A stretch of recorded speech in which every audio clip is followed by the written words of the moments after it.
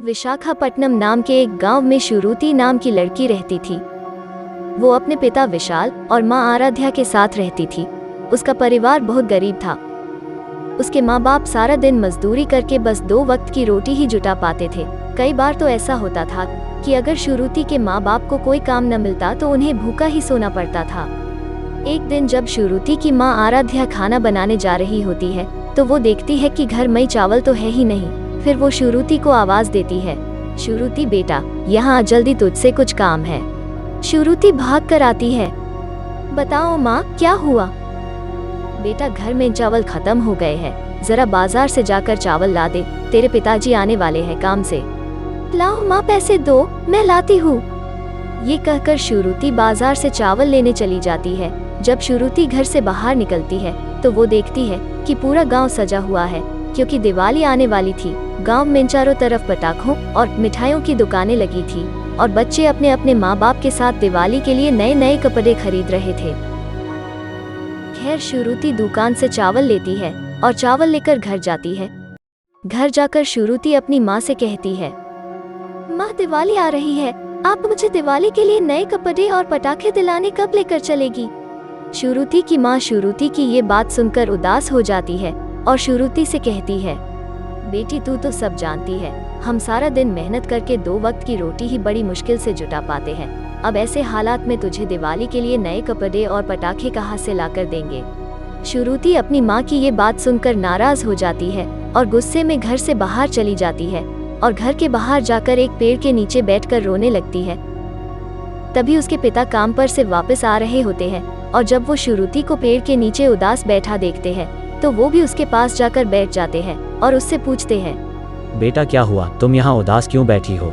तब शुरुति अपने पिता से पूछती है, पिताजी, क्या हम इस बार भी दिवाली नहीं मनाएंगे? शुरुति के पिता शुरुति से कहते हैं, ऐसा तुमसे किसने कहा कि हम दिवाली नहीं मनाएंगे? माँ कह रही थी, हमारे पास दिवाली मनाने के लिए पैसे नहीं है। इस बात पर शुरुति के पिता शुरुति से कहते हैं, बेटा, तुम चिंता मत करो, इस बार हम दिवाली जरूर मनाएंगे, नए कपड़े और तुम्हारे लिए पटाखे भी लाएंगे और खूब सारी मिठाइयाँ भी लाएंगे। चलो जाओ, अब खुश हो जाओ और जाकर दिवाली की तैयारियां करो। शुरुति अपने पिता की ये बात सुनकर खुश हो जाती है और घर जाकर खुशी खुशी दिवाली की तैयारियों में लग जाती है। वो घर की सफाई शुरू कर देती है। शुरुति की माँ शुरुति को सफाई करते हुए देखकर शुरुति से पूछती है, बेटा, तू क्या कर रही है? शुरुति कहती है, माँ, दिवाली आ रही है, मैं सफाई कर रही हूँ ताकि आपकी मदद हो सके।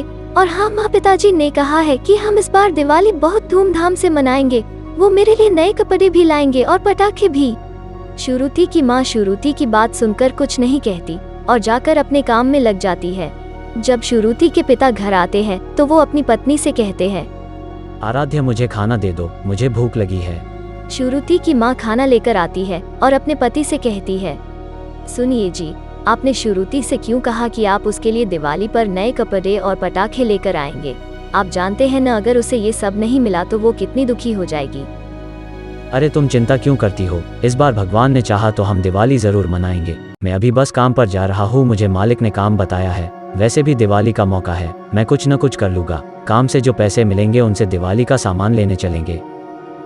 भगवान करे ऐसा ही हो और माँ लक्ष्मी और गणेश जी की कृपा हम पर बनी रहे। शुरुति के पिता कहते हैं, हाँ बिल्कुल, चलो अब मैं चलता हूँ, मुझे देर हो रही है। ये कहकर शुरुति के पिता वहाँ काम पर चले जाते हैं जहाँ उन्हें काम करने के लिए बुलाया गया होता है। जब शुरुति के पिता उस जगह पहुँचते हैं तो वो देखते हैं कि वहाँ कोई नहीं है। तभी वहाँ का मालिक आ जाता है। विशाल मालिक से कहता है, मालिक, आज आपने मुझे काम पर बुलाया था, मुझे बता दीजिए मुझे क्या करना है। तब मालिक विशाल को देखकर कहता है, अरे विशाल बाबू, मैं तुम्हें बताना भूल गया, अभी काम नहीं है, जब होगा तब मैं तुम्हें बता दूंगा। ये सुनकर विशाल उदास हो जाता है और कहता है, मालिक देख लीजिए, अगर कोई काम हो तो। आज तो कोई काम नहीं है, वैसे भी कल दिवाली है, इसलिए मैं दुकान भी बंद कर रहा हूँ। तुम्हें दिवाली के बाद काम बताता हूँ। चलो अब मैं चलता हूँ, मुझे देर हो रही है, मुझे अपने परिवार के साथ दिवाली की शॉपिंग करने जाना है। ये कहकर मालिक वहाँ से चला जाता है और विशाल भी उदास होकर घर वापस चला जाता है। विशाल को देखकर उसकी पत्नी कहती है, अरे आप इतनी जल्दी वापस कैसे आ गए? क्या हुआ, सब ठीक है ना? मुझे काम नहीं मिला, अब क्या होगा, हम दिवाली कैसे मनाएंगे? आप चिंता ना करें, फिर विशाल की पत्नी जाकर एक सोने की चैन लाती है और उसे विशाल को देती है और कहती है, सुनिए जी, ये मेरी चैन है, इसे बेच दीजिए। इससे जो पैसे मिलेंगे उनसे हम अच्छे से दिवाली मनाएंगे। नहीं, इसे मैं नहीं बेच सकता, ये संभाल कर रखो, जरूरत के वक्त काम आएगी। आराध्या कहती है, आप फिक्र क्यों करते हैं, आगे दोनों मिलकर काम करेंगे और ऐसी चैन फिर से बनवा लेंगे। विशाल आराध्या की बात मान जाता है और उस चैन को लेकर सुनार के पास चला जाता है और उस चैन को सुनार की दुकान पर ले जाकर कहता है, सेठ जी, मुझे इस चैन को बेचना है, आप देख लीजिए, इस चैन के जितने पैसे बनते हैं मुझे दे दीजिएगा। सुनार उस चैन को विशाल से लेकर अंदर जाता है और उस चैन को नकली चैन से बदल देता है और वापस आकर विशाल से कहता है, ओ बाबू, तुम हमें बेवकूफ समझे हो क्या, जो ये नकली चैन लेकर हमें बेवकूफ बनाने चले आए। विशाल घबरा कर कहता है, सेठ जी, ये असली चैन है, ऐसा कैसे हो सकता है कि ये नकली हो। तो क्या हम झूठ बोल रहे हैं। ये लो अपनी चैन पकड़ो और जाओ यहाँ से, आ जाते हैं ना जाने कहाँ कहाँ से मुंह उठाकर। विशाल बहुत ही उदास हो जाता है और मन ही मन सोचता है कि अब मैं श्रुति को क्या जवाब दूंगा, और घर चला जाता है। विशाल को देखकर उसकी पत्नी कहती है, सुनिए जी, आप आ गए, हम आपका ही इंतजार कर रहे थे, तो क्या अब हम तैयार हो जाए बाजार चलने के लिए। नहीं, कोई जरूरत नहीं है, कोई कहीं नहीं जा रहा है। क्यों जी, आप ऐसा क्यों कह रहे हैं, क्या हुआ। क्योंकि ये चैन नकली थी, इसके कोई पैसे नहीं मिले। श्रुति बेटा, हम इस बार भी दिवाली नहीं मना पाएंगे, मुझे माफ कर दे। श्रुति अपने पिता को उदास देखकर अपने पिता से कहती है, कोई बात नहीं पिताजी, हम दिवाली अगले साल मना लेंगे, इस बार दिवाली पर दिए जला लेंगे, नए कपड़े जरूरी नहीं है, आप चिंता मत कीजिए। आखिरकार दिवाली का दिन आ ही जाता है। श्रुति दिवाली के दिन अपने पुराने कपड़ों में ही अच्छे से तैयार होती है और घर से बाहर जाकर अपने दोस्तों के साथ खेलने चली जाती है। जब श्रुति अपनी दोस्तों के साथ खेल रही होती है तो वहाँ उसकी दोस्त साक्षी उससे कहती है, श्रुति, आज दिवाली है, चल तू मेरे घर चल, आज मैं तुझे अपनी माँ से मिलवाती हूँ। श्रुति साक्षी के घर जाने को तैयार हो जाती है और साक्षी उसे अपने घर ले जाती है। साक्षी अपनी माँ से कहती है, माँ, ये मेरी दोस्त श्रुति है। साक्षी की माँ कहती है, हेलो बेटा, happy Diwali. Happy Diwali aunty.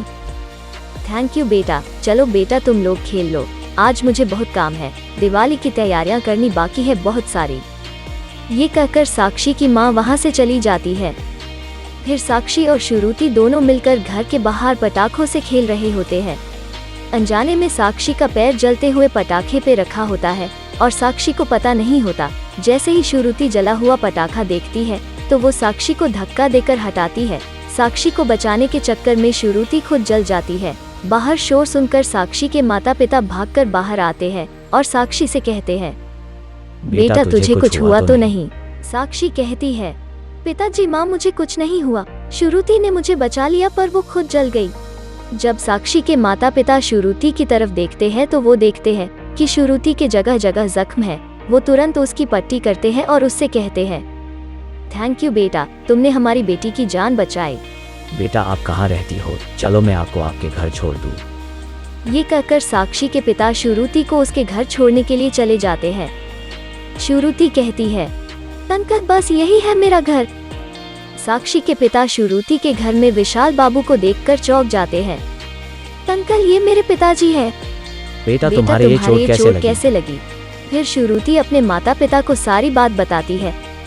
साक्षी के पिता विशाल से कहते हैं, मैं आपका बहुत बड़ा आभारी हूँ, आज आपकी बच्ची ने मेरी बच्ची की जान बचाई और मैं आपसे माफ़ी भी मांगता हूँ। माफ़ी किस बात की? मैंने आपकी असली चैन को नकली चैन में बदल कर आपको दे दिया था, मेरे मन में लालच आ गया था, मुझे माफ़ कर दो, ये लो आपकी चैन और कुछ पैसे।